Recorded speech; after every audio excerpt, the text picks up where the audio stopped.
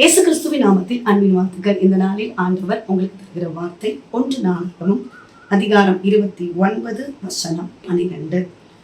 எவரையும் மேன்மைப்படுத்தவும் பலப்படுத்தவும் உம்முடைய கரத்தினால் ஆகும். பிரியமானவர்களே, இந்த காலை வேளையில உங்களோடு கூட ஆண்டவர் இந்த வசனத்தின் மூலமாக பேச போகிறார். எந்த மனுஷனையும் மேன்மைப்படுத்த ஏசப்பாவுடைய கரத்தினால் ஆகும்.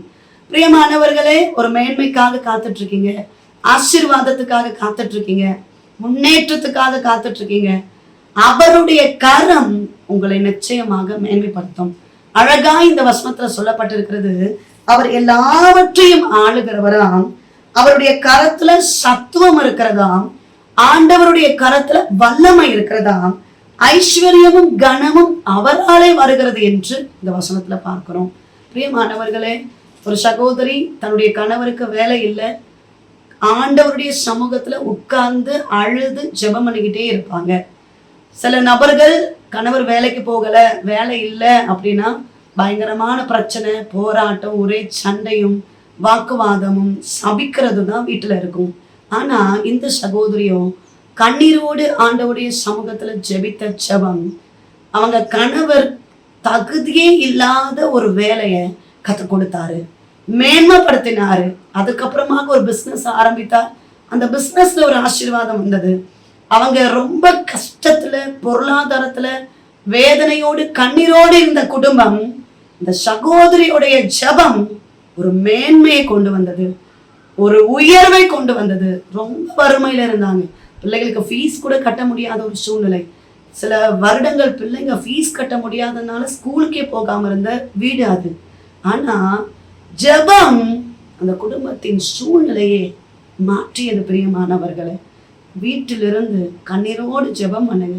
உங்க கணவருடைய நிலைமையை கர்த்தர் மாற்றுவார். உங்க பொருளாதாரங்களை ஆசீர்வதிப்பார், வறுமைகளை மாற்றுவார், தரித்திரங்களை கர்த்தர் மாற்றுவார்.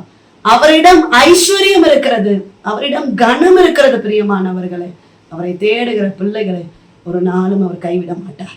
செபிப்போம். எங்களை நேசிக்கிற எங்கள் நல்ல தகப்பனே, இந்த கால வேலைக்காக நன்றி செலுத்துகிறோம். கர்த்தர் அந்த நல்ல வார்த்தைக்காக நன்றி அப்பா. உம்முடைய கரத்துல சத்துவம் இருக்கிறது, வல்லமை இருக்கப்பா. எவரையும் மேன்மைப்படுத்த உம்மால ஆகும் ஆண்டவரே. அருமையான தேவ பிள்ளைகளை ஆசீர்வதிங்க, குடும்பங்களை ஆசீர்வதிங்க, செய்கிற வேலைகள், வருமானங்கள், தொழில்களை ஆசீர்வதிங்க, கையின் பிரயாசங்களை ஆசீர்வதிங்கப்பா. நல்ல வேலை வாய்ப்புகளை கொடுங்கப்பா. வேலை இல்லாம கஷ்டப்பட்டுட்டு இருக்காங்கப்பா. படித்து முடித்து வாலிப பிள்ளைகள் கண்ணீரோடு இருக்கிறாங்க சுவாமி. இன்றைக்கே ஒரு அற்புதத்தை கர்த்தர் செய்கிறாங்க.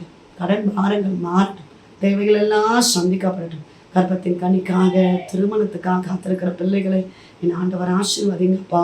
கர்ப்பிணிகளை ஆசீர்வதிங்கப்பா. ஏசப்பா, குடும்பங்களை சமாதானம் உண்டாகட்டும். உடைக்கப்பட்ட பிரிந்திருக்கிற குடும்பங்கள் இயேசுவின் நாமத்தினால உண்டு சேரட்டும். அற்புதங்களை செய்வீராக. இயேசு கிறிஸ்துவின் நாமத்தில் ஜெபிக்கிறோம் எங்கள் ஜீவனுள்ள நல்ல தகப்பனே, ஆமென். பிரியமானவர்களே, கர்த்தர் உங்களோடு பேசியிருக்கிறார். கர்த்தர் நிச்சயமாய் உங்களை ஆசீர்வதிப்பார். உங்களுக்காக, உங்களுடைய ஜெப விண்ணப்பங்களுக்காக நாங்கள் ஜெபிக்கிறோம்.